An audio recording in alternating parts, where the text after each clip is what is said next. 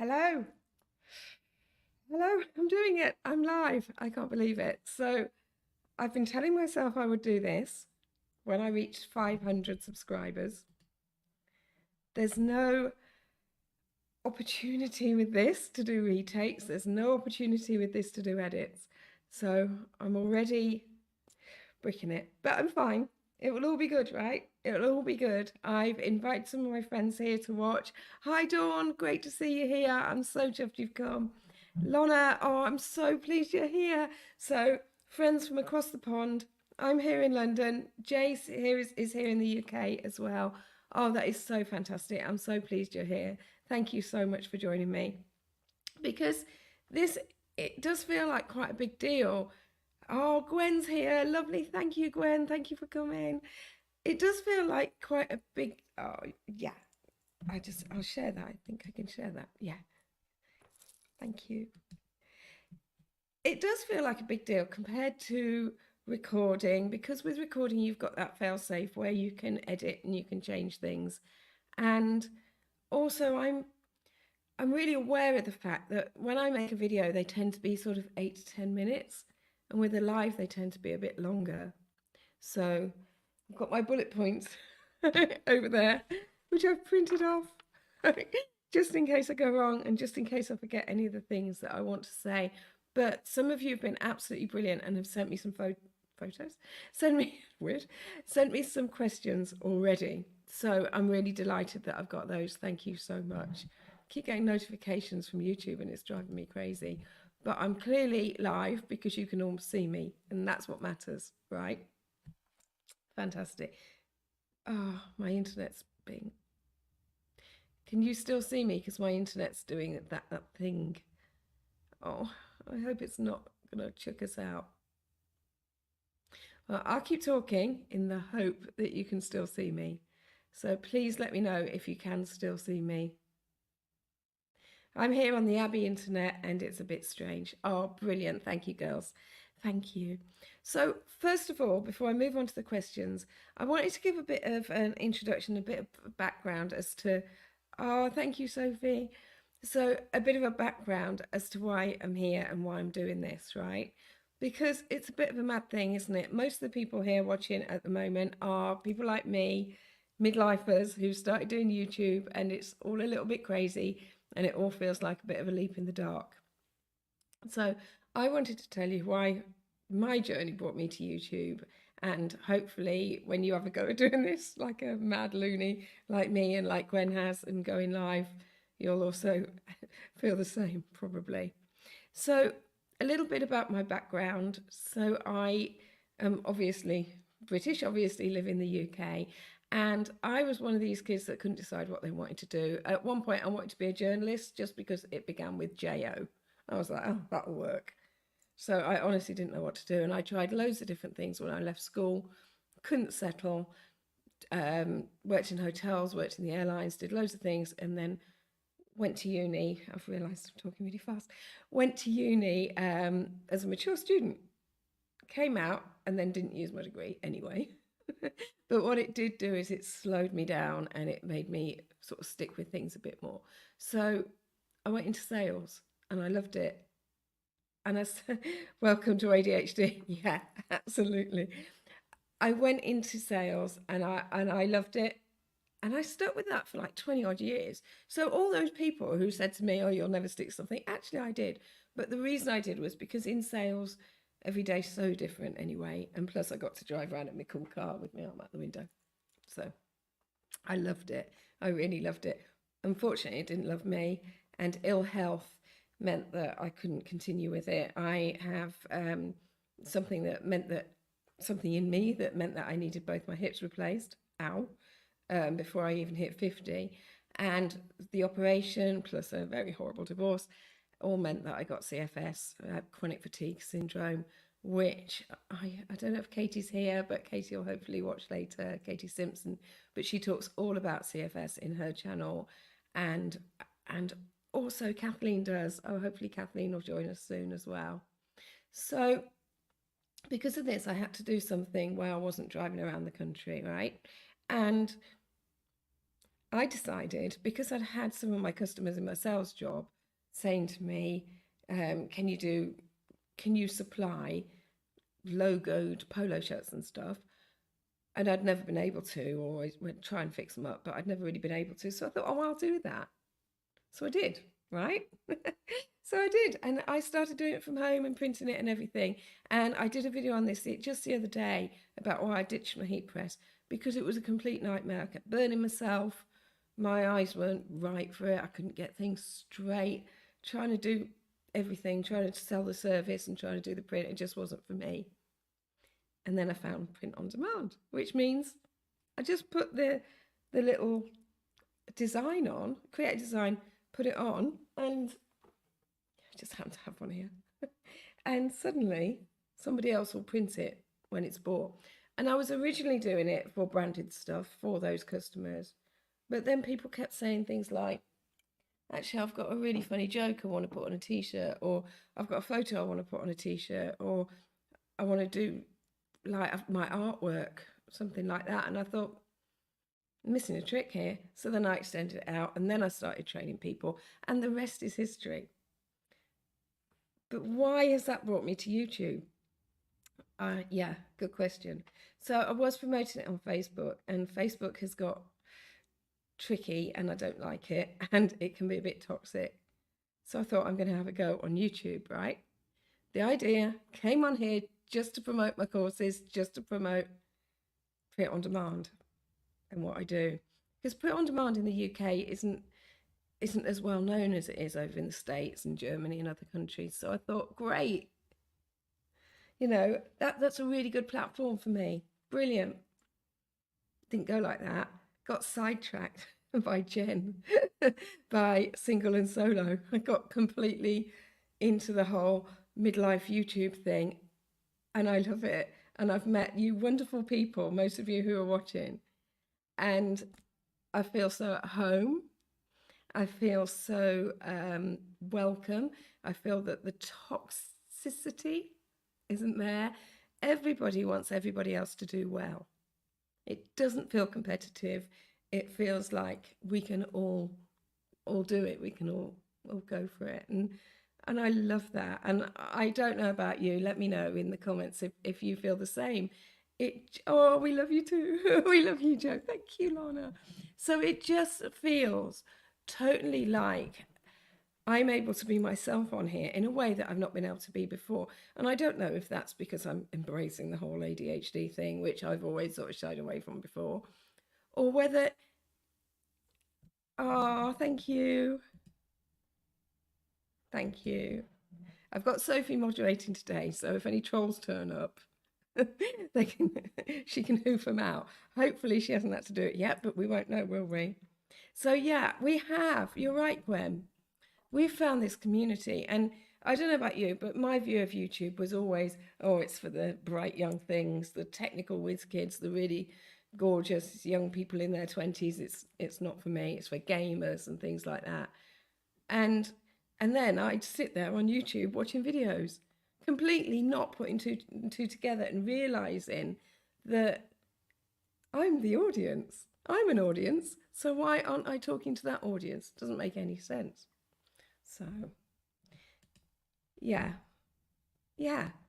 I mean, in the future, the rose-tinted spectacles might drop, and it is hard getting to monetization.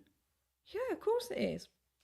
But as I was saying, I didn't really think about the monetization thing until I started watching Jen. And then once I started thinking about that, it became a bit of an obsession. Again, Lana, welcome to ADHD. Yeah, quite. It became a bit of a thing, and I thought, I can do that. I'm going to set myself a challenge. And I set myself a 6-month challenge, right? Yeah. Doesn't it? If I could put into words the difference between YouTube and Facebook oh, brilliant. Yeah, thank you. Never. Oh, there we are. That makes more sense now. Yeah, and that video I wrote ages ago, but I was scared of putting it out there. I felt I was biting the hand that feeds me, as I said in the video. But I'll link to all these videos later that I'm referring to. Keep squatting down in my chair. So let me see where I'm up to. So yeah, right. My goal. So my goal is to get monetized by Christmas Eve. I'm going to answer one of the questions in a minute. And I'm going to let you know how realistic I think that is now, right? We'll see.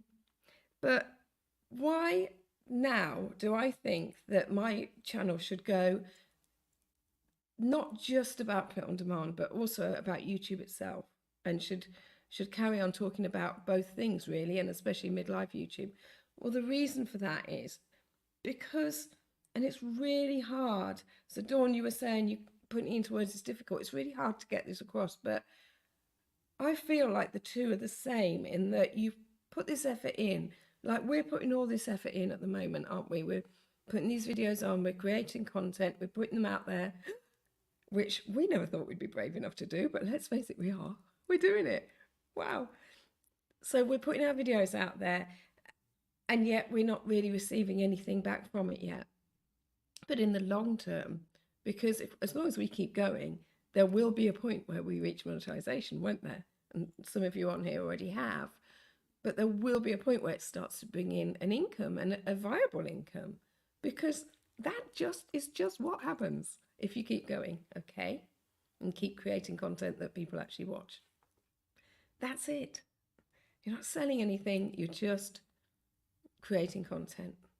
So if we can keep doing that, then it's a long-term gain. So and I'm not going to say short-term pain for long-term gain, because I don't like that. It sounds corny. But what I'm trying to say is you're putting the work in now, but you're not necessarily seeing the rewards. And then later on, we will see the rewards eventually. Well, that is the same as print on demand, because with print on demand, and I'm going to show you a graphic in a sec, if I can figure out how to do it. I'm going to show you a graphic in a sec that will bring home how you put the work in at first. So you put the images on, and then it's not until they sell that you start earning money from it. And sometimes you have to do a fair bit of promotion to start earning that money. I'll show you that in a minute. I'll just make sure I'm up to speed. Yeah, so what I'd like from you guys is, can anybody think of a catchy way to put that? Because I'd love to make that my tagline, but it took about 14 sentences to get that right. So if anybody is good with these catchy titles and things, please can somebody let me know, because I need to put it in my bio. Right, shall we have a look at this thing? Present. Bear with me, everybody. Bear with me. No, it's not that. Oh, right.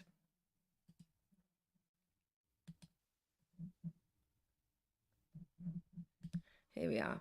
How print on demand works. And there are variations with this, okay? So how print on demand works. So you upload the image, that lady with the ginger hair, pretend that's you, right? Even if you're a man. You upload the image, text or photo. A customer sees it, loves it and buys it. So it's online. Customer sees it. They're on either your website or a platform, depending on how you've done it. And I'll talk about that in subsequent videos, because otherwise we'll be here all day, or maybe in a minute, depending how things go. But the customer sees, loves and buys your unique product. The order's received by the store, so that might be something like Redbubble, it might be Amazon, it might be on Etsy, it might be your own website, it might be Society6. And then they spring into action. They send it to a fulfillment center where they've got loads of blank products sitting there waiting for the design to be put on. For many of the print on demand platforms and websites and other places, you will get a notification of a sale. Some of them you won't. Amazon, KDP, for example, you won't get a notification every time someone buys a book. So the fulfillment center is doing the thing, it's printing it, packing it, and they ship it straight to the customer. So you see the little van, you see the happy customer. They ship it straight to the customer. You don't get involved at all. You earn the money that the customer paid without those costs. So the fulfillment company takes off the price of the product, the price of doing the printing, and you get the rest. And that's called royalties. So can you see how straightforward it is, how much better for the environment it is, because you're not shipping stuff all around the world. That fulfillment center, say somebody in Germany buys my product, a fulfillment center in Germany will make it and ship it. It's brilliant, isn't it? So it means that I was no longer staying up all night. And it means that I don't have to do any of that anymore. I don't have to worry about getting the heat press burns, thank goodness. Let's just remove that. It's hiding behind my microphone. So does that make any sense to you about how similar that is to YouTube? You're doing the hard work, you're creating the design, you're putting it on the system, and then you sit back. Hey, hi Marie, thank you for joining us. Got Marie here. Yeah, it is great, Soph, it is. I like the way you got a little spanner. Joanna the spanner. So what's going to be happening? Yeah. So Lana says, yeah, it makes sense. I haven't thought of that before. I'm going to move on to some questions now because I didn't want to do the questions until I'd sort of explained that, because some of these questions might not make sense until you've kind of seen that graphic. So hopefully it makes sense. So Gwen's here. Thank you very much for your question, Gwen. You're the first one past the post. You're the first one to get in with it. Is it difficult to get started with print on demand? There are so many options. It's hard to know where to start and how to tell if I'm getting the best value. I'm interested, but the whole thing is a bit overwhelming. I totally agree with you. It is overwhelming. It is. There are a lot here. There are a lot out there. And you kind of, this is why I said maybe I'll talk about the difference between platforms and having your own website. So we've got print on demand platforms like Redbubble, Amazon Merch on Demand, where you put on one design and then it can go ping, ping, ping, ping, ping across loads of products. And on Redbubble, it's like 100 products. On Spreadshirt, it's 150. And all you've done is put your design on there. Sometimes you have to tweak it and make sure it's in the right position and things like that.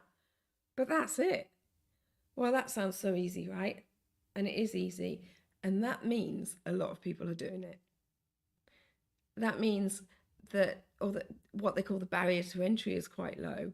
So that means that if you go onto one of these platforms to buy something as a customer, so say you go onto Redbubble to buy a t-shirt for your friend's birthday and she loves dogs and cake. So you're there looking at the dogs and cake t-shirts on Redbubble, but there's probably hundreds of them. Whereas if you've come across someone's advert or someone shared on social media about dogs and cake t-shirts, or you go on Google and look, you're going to go directly to that one. So sometimes it's better to have your own website instead of being on a platform.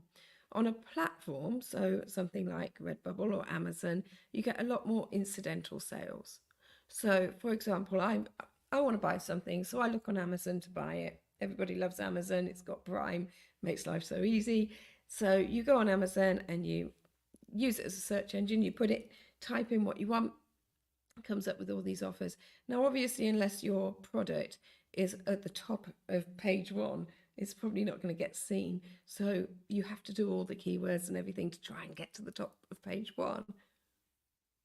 But those sort of intricacies aren't what makes the platforms easy. What makes the platforms easy is that you can literally put a design on and it's on there and people can buy it all around the world. And it's fantastic.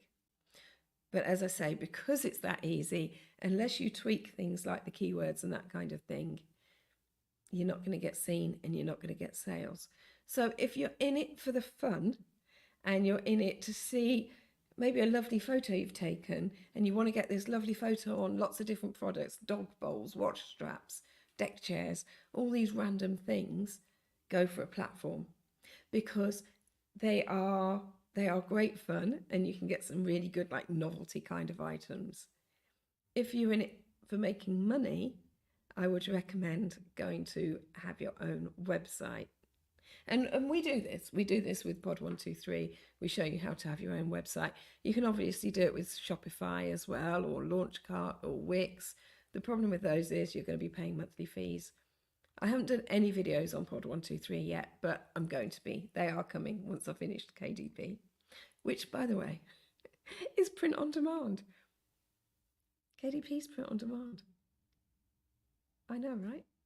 So, Gwen, in answer to your question, it is overwhelming, but if you separate it out into the idea of platforms, so your Redbubble, Society6, Amazon Merch on Demand, things like that, and then the ability to maybe have your own website, where with your own website you choose the products you want, you pick the designs, you put it all together, and then people go to your URL. So there's kind of two ways to bite at the cherry. And I would say this one's a bit of a laugh, and it is a laugh. And it's a great place to start. And down in the show notes, I know I've always got links to my courses. That was the whole point of doing YouTube, right? So it's a great place to start somewhere like Redbubble. But then if you're in it to have a side hustle, to make extra money, even to let it become your main hustle, you're better off putting all your eggs into an online store basket. That worked better than I expected it to. An online store basket, or even a trolley. Oh dear. Let's just make sure I've covered everything I wanted to with Gwen's. Yeah, and I came up with a catchphrase for that. I still can't come up with a catchphrase for my bio, but platform for the thrills, but your own store to pay the bills. I like that. That's good, isn't it? That's good, isn't it? I hope you like that. So before I do the next one, I'm just going to have a drink. So girls, I'm doing it. 22 minutes in. Right. So next one is Jace. Jace Nomad. Oh, Jace, how do I say it? Nomad, because she's a nomad. Jace Nomad TV. Oh, by the way, Gwen's channel is Simplify. No, it's not. Simplify Your Life with Gwen, just so you know. So Jace Nomad TV. Nomad with an E on the end for us English people. So are you confident that you'll win your challenge to get monetized by Christmas?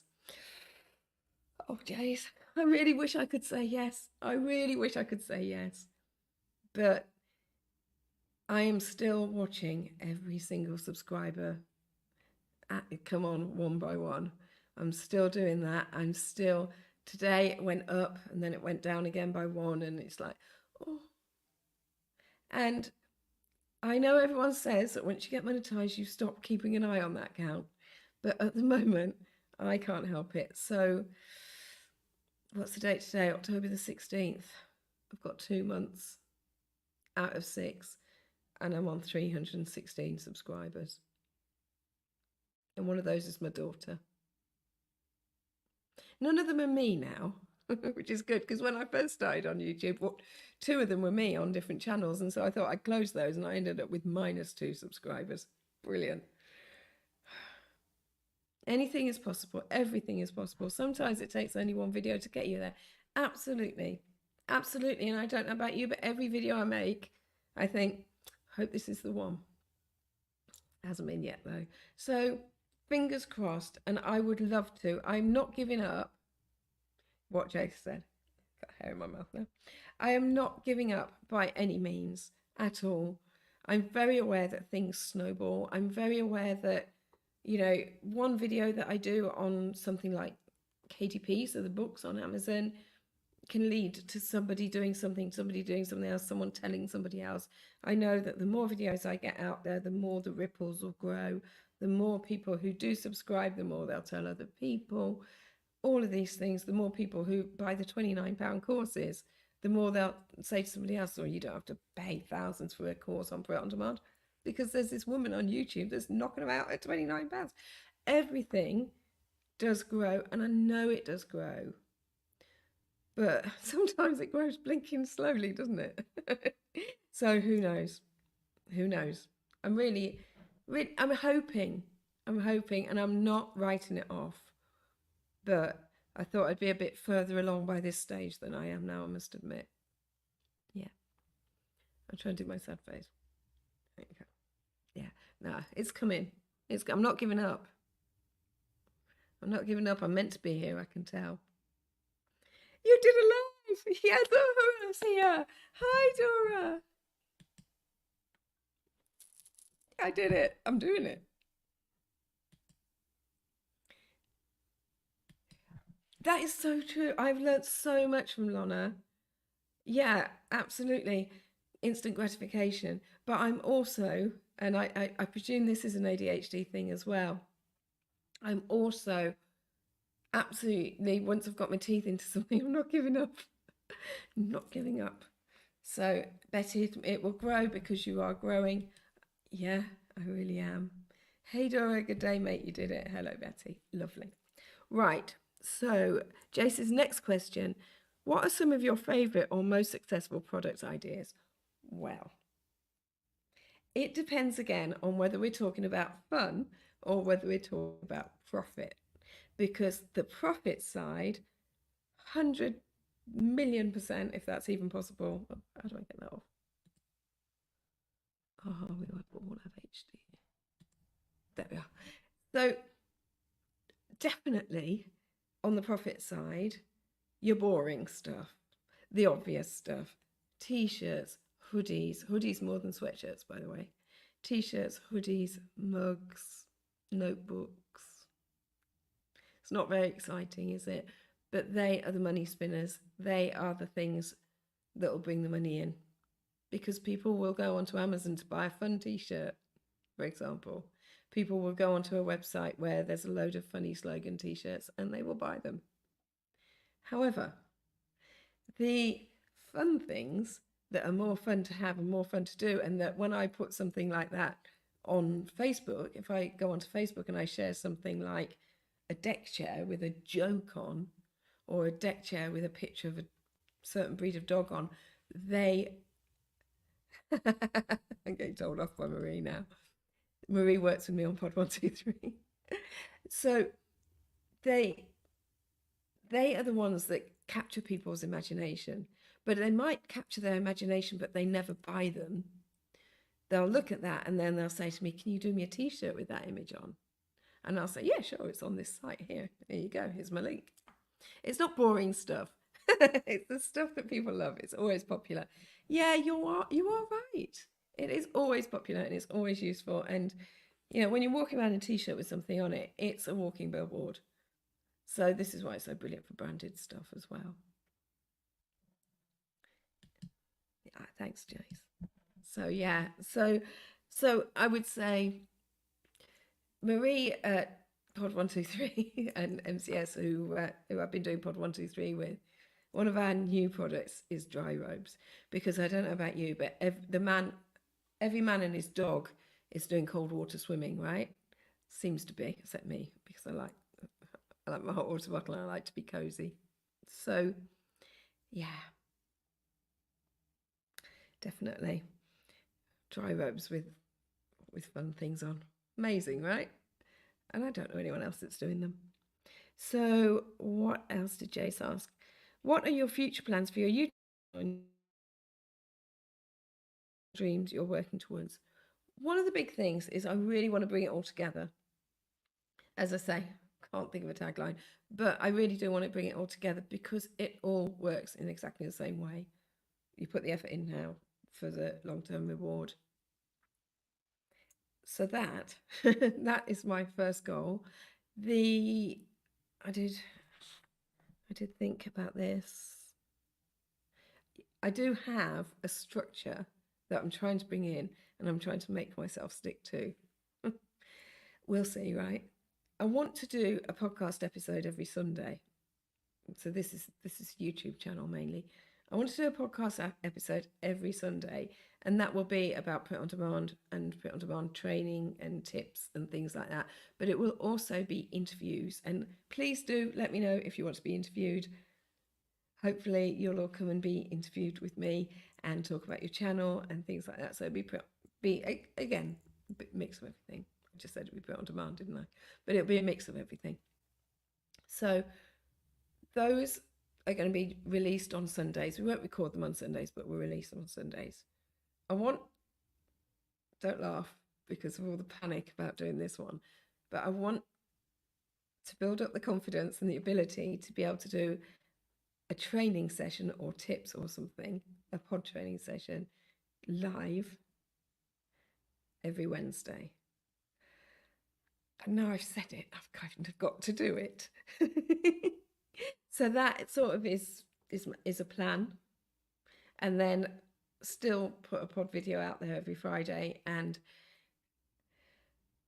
an analytics, it sounds like a lot, doesn't it? That's why I'm breathing like this. An analytics video every Monday, because the analytics videos will drop off eventually. And once I've reached a point, and will I ever reach a point where I'm running out of pod training things to do, then maybe the Friday ones will end up going. It does sound a lot now I've said it out loud. I'll be honest, it does. But the interviews mostly that I'll be doing on the podcast will won't need writing or thinking about or bullet pointing or anything, because they'll sort of self-generate, hopefully. The live training, I've got to put effort in and make sure I've got everything how I want it. Yeah, maybe that might be once a month. That might be once a month. But in theory, that's what I'd like to do. In theory. So that's my goals. Even though it sounds like a lot. That's my goals. The other things that I need to do, I want to do a book. Donna says, don't burn yourself out. We do that. We go all in, then burn out. Yeah, absolutely. I want to do a book, and I know that sounds ridiculous. Who would read about me and what I'm doing? It's not going to be about my life. It's going to be about Print on Demand, because I work with a lady called Louisa Herridge, and we help people to write books. She helps to get the story, the content out, and I do all the uploading and the formatting and the uploading. But I think it's really feeble that I haven't got a book when I'm in this process. So somehow a goal for the future is to get my own book out there, because I've put loads of books on Amazon KDP, loads of them, but they were short stories. And then I've also done a lot of low and medium content books, loads of them, hundreds of them I've got on there. But a big full-on book, I've really got to do it, because I need to show that what I'm doing for other people is something that I can do myself. So yeah. So says, sounds like a good plan. It might feel a lot at the start. Yeah, I think so. We did this 30-day challenge, and since then, only getting videos on a couple of times a week feels like a holiday. It feels like a luxury. Whereas before the challenge, getting videos on a couple of times a week felt like almost impossible. It felt like so much work, so much effort. So I think it's helped. So, Jace, I always wanted to write a book. I started 20 years ago. Oh my goodness. Let's get you writing. Lorna, what are low and medium content? So on Amazon, we've got low content, medium content, and high content. Low content books on Amazon are things like notebooks. So it's literally, you've done a cover and then you've got either lines or dots or something like that on the inside. Very low content. So pretty much everything you're expecting the person who's buying the book or person who receives the book to fill in themselves. Then we go a little more in depth to medium content, and with medium content it's things like journals, planners, logbooks.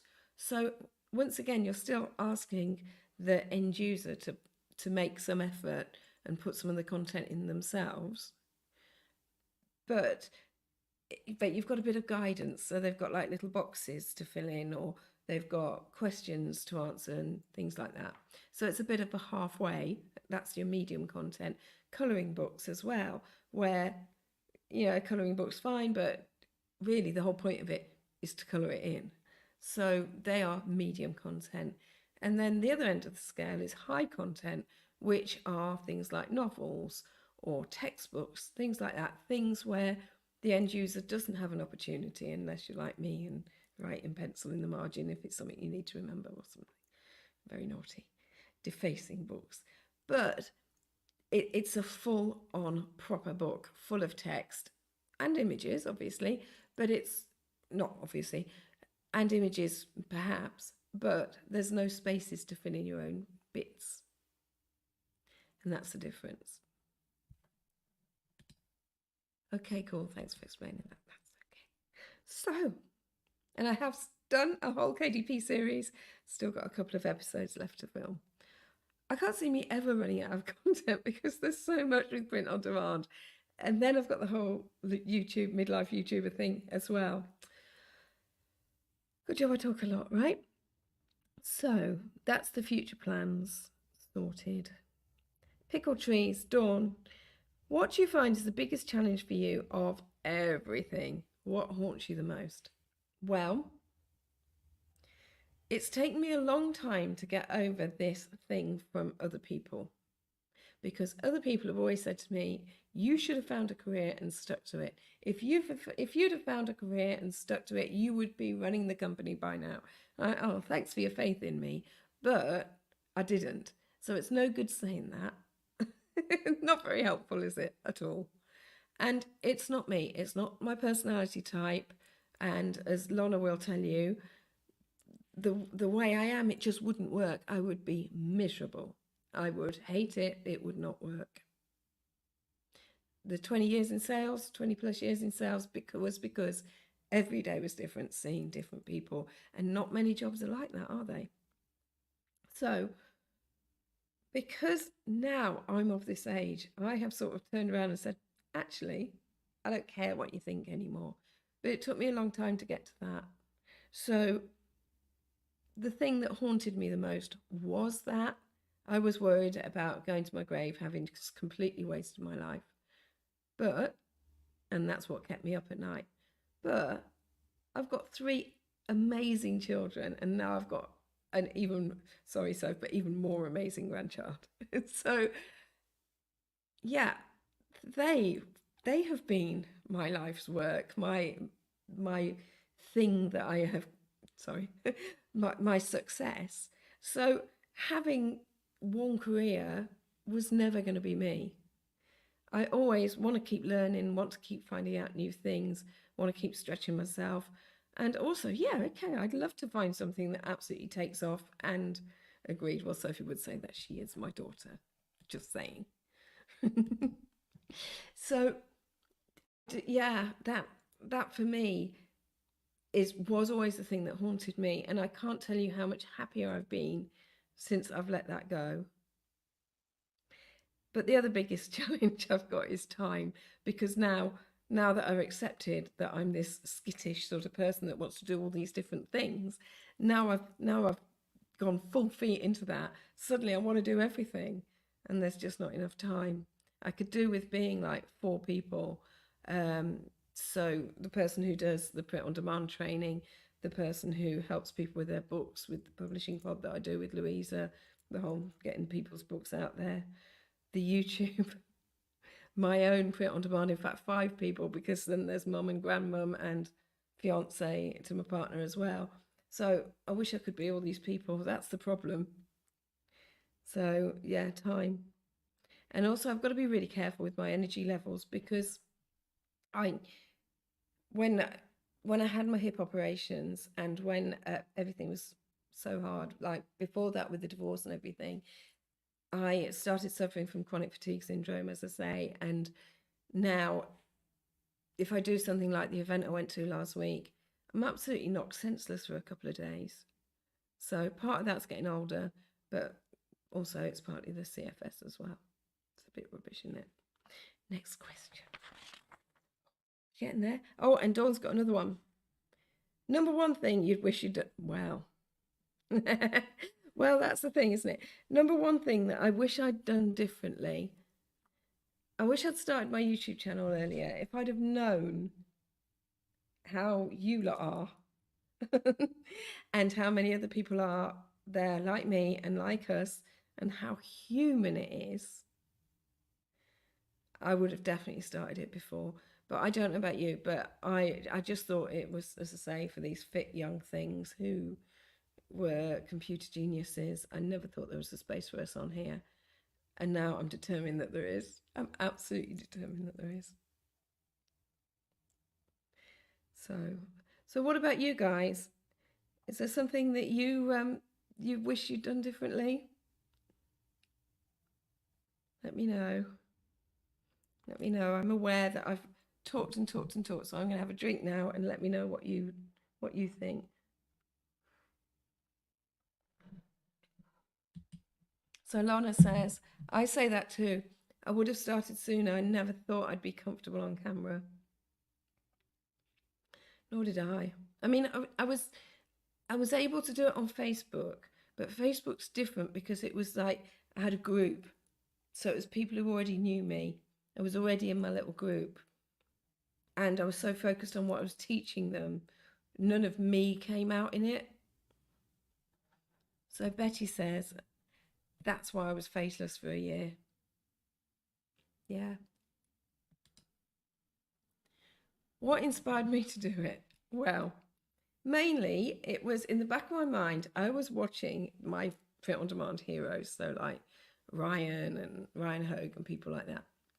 And I was thinking, oh, I'd love to do what they do. I'd love to do what they do. I wonder if I could do what they do. And then I'd go into Facebook, into my Facebook groups, and I'd say like, oh yeah, you do this, you do that. And I'd think, I could say that on YouTube. And like, don't be silly. Ryan's young and gorgeous, and Shimmy and all of them, they're all, they all know what they're talking about because they know how to program and things like that. What's that got to do with anything? Honestly, really, you don't need all that, do you? But in my head, it was like, no, I'm never going to be able to do this. And I just thought I couldn't. So what finally did it for me was the way Facebook has got so catty, so it's very easy to get swept along with all the backbiting and bitching over in Facebook. And I don't like that. And I wanted to come away from it. And also there's comparisonitis on Facebook too. So people put out there this shiny image of themselves. And they do it on Instagram as well. But on here it's about the subject and it's about what you're talking about. I'm not coming on here and saying, oh, what car I've just bought or anything like that. I'm just not. It's not like that. So Jace says, I know, I was so scared to be on YouTube. I wish I'd started earlier as well. So Jace's other channel has just got monetized. Congratulations, Jace. I'm so pleased for you. Dawn, same. Funny Betty, I was also faceless for you. Were you? Wow. So Jace, how long's your French channel been going? I get scammers message. Oh yeah, with these AI images. Yeah, Brad Pitt apparently wants to be my best friend. Yeah, really, really. I get scammers messaging me constantly on Facebook. I hate that. I can barely tolerate Facebook. I know. I'm coming away from it less and less. The only thing is that every time someone buys one of my courses, because things do change in print on demand from time to time, it's a tech thing, isn't it? So things do change and new products come in and things like that. I want to be able to give them a place where I can tell them about updates, tell them about further tips, new products and things like that. So that's why it's important I keep my Facebook groups going. Facebook equals fake book. See, Betty, I think you're going to be the one to come up with my tagline. Sophie, what would you suggest to anyone who feels they wouldn't be confident enough to do YouTube? Well, I think Jace knocked the nail on the head just now. Jace, and was it Betty as well? You don't have to be doing this. You don't have to have your face on. You can do it all faceless. You can do it all through screen sharing and B-roll and things like that. Some faceless channels do really, really well. It wouldn't work for me because I'm more me and I'm less good at things like the B-roll. So I'd rather not have to rely on that. But I can see how people do, and people get very, very good at that.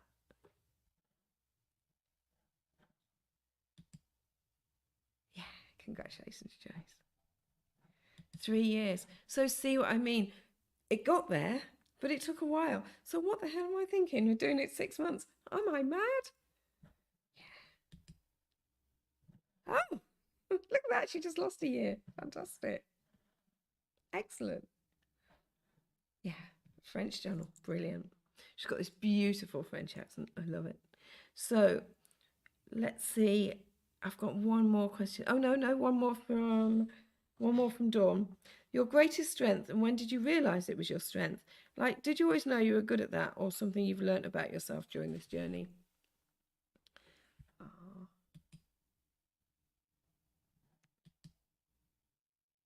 So it's hard, isn't it? It's hard to say what your strengths are. I find that very difficult. If somebody asked me, and sometimes in sales meetings they would do that, they would say, stand up and tell us what you're good at. And it would be like, make a mean ham sandwich. So I find it really hard to do that. However, I have to admit, and I'm not going to say I'm good at being myself, that sounds ridiculous, but I found, like, for example, with YouTube, I can bring humor in and it sounds okay. If I try and bring humor in to a post, it sometimes sounds a bit forced and things like that. But when you're speaking, sometimes it's just more natural and it just comes out. The hard bit is trying to make sure they're always appropriate. So, Lana, I'm with you all the way. Yeah, Sophie, am I sarcastic at all? Thank you, Lana. You all get monetized. Just keep going. That's it. We'll keep going, right? And keep supporting each other like this, because I'm so grateful to you. I would be sitting here talking to myself otherwise. So I'm really grateful to you all for being here. Thank you so much. Thank you. So yeah, my greatest strength, I made a note on this one. My greatest strength, I think, is that I've kept going. Of course not. See, Sophie's being sarcastic now herself. So yeah, I think my greatest strength is that I'm going to keep going, whatever you say to me. If you say to me, you can't do this, I'm probably still going to keep going. Thanks, love. I wonder if Ario will get it. So finally, we've got Miss Catherine, who says, Catherine Miss 6360. Oh, by the way, I forgot to say, Dawn is at Pickle Trees, because I did promise a shout out. So at Catherine Miss 6360, where would you start as a beginner after everything you've learned? What would you focus on? Well, apart from, as I just said, I would definitely have started YouTube sooner.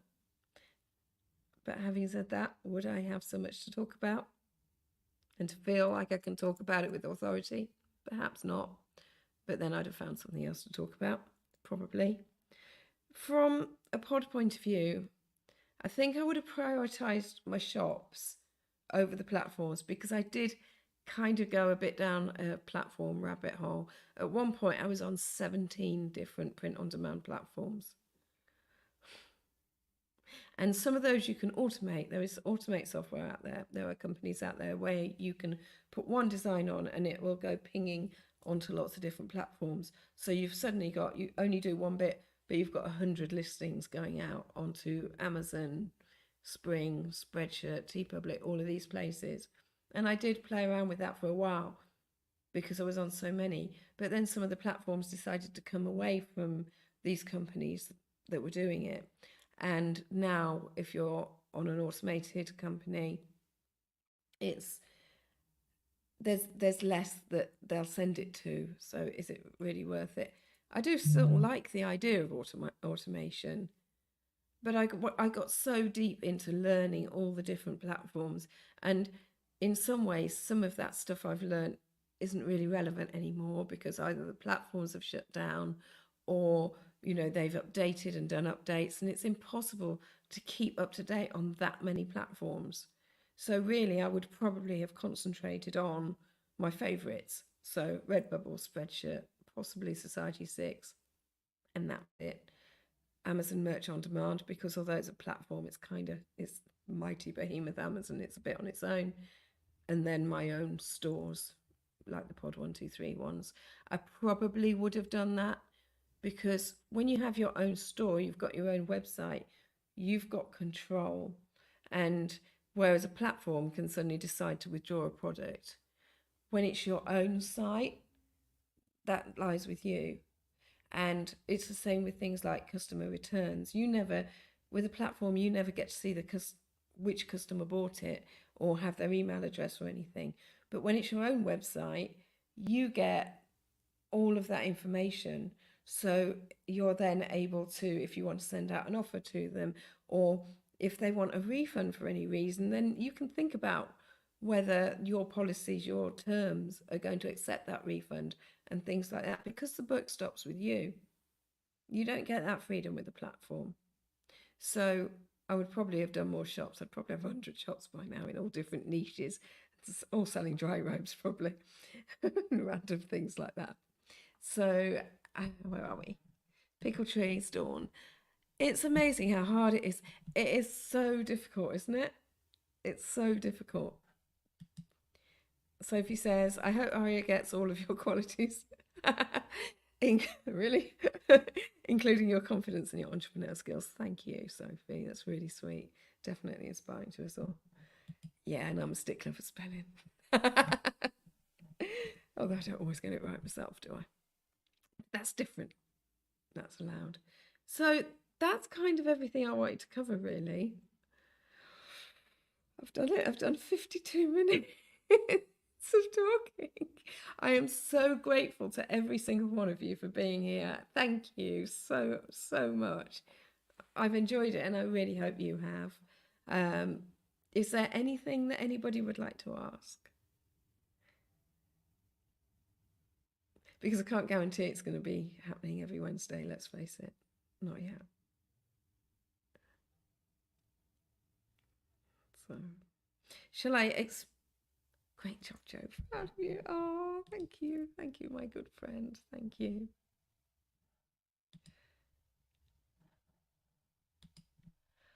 Thanks, Marie. Thank you. Thank you, Soaps.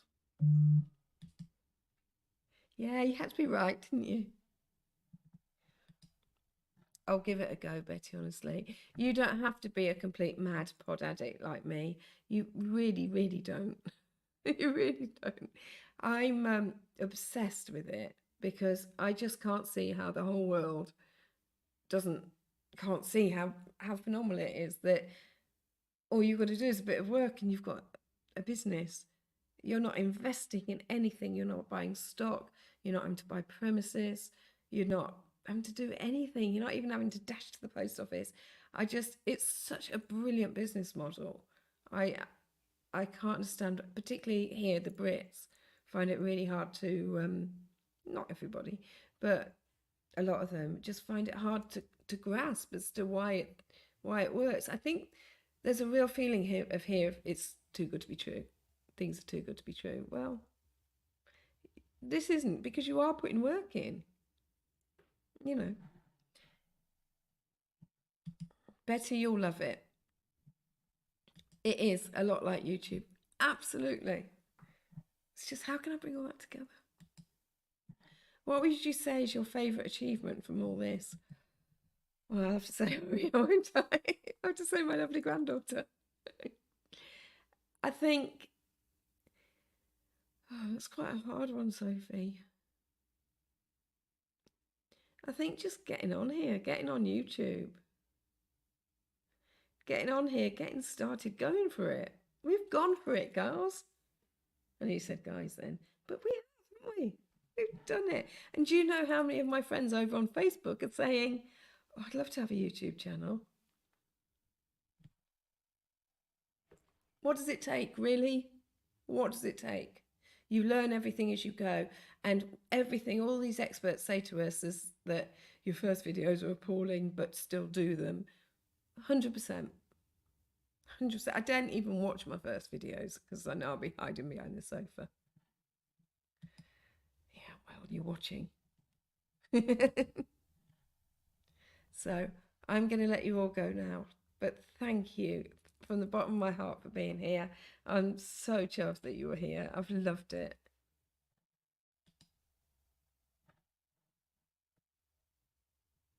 Oh, thank you, Sophie. You're wise beyond your years. Sorry, haha. I'd say your best achievement is meeting such great people and proving to everyone how great you can do. I wish you were feeding me this. Then I could have said this. How great you can do, and that you can do anything you put your mind to. How great you can do. Put the inflection on. Yeah. It's been lovely, hasn't it? Oh my goodness. I've done it. Right. Looking forward to your next live. Will you come again? Will you? Would you come again if I do it again? Hi. Oh, Kathleen's just joined us. I gave you a shout out earlier, Kathleen. Make sure you watch it back. Good morning. Where are you, Kathleen? So we've got people from all over the place, haven't we? Sure. Excited to watch the next one. I'm going to do it then. What about this time for everybody? Does this time suit all of you? Because I'm very aware that a lot of you are over in the States. I'll definitely be back. Great. So next time it will be a bit more sort of learning something, because I've only got one sort of life story to share with you, really. I've done that now. Canada, Saskatchewan. Is that right? Wow, how cool. It's exciting, isn't it? Good for me. Yeah, works for me. Time is good for me. I think it's a bit early for Kathleen, but on the whole, I think most of us, yeah. Right. As Lana says, I'll try and do the accent. Oh, God, she'll hate me for this. Have a good day, y'all. No. Yes, correct. Yeah. Okay. So, sorry, Kathleen. Right. Thank you, everybody. You are wonderful, and I'm so, so grateful to you. And I'm not even going to delete it off YouTube now, because that's the thing you can do, isn't it? You can always delete it off if it goes badly, right? Bye, everybody. Thank you so much.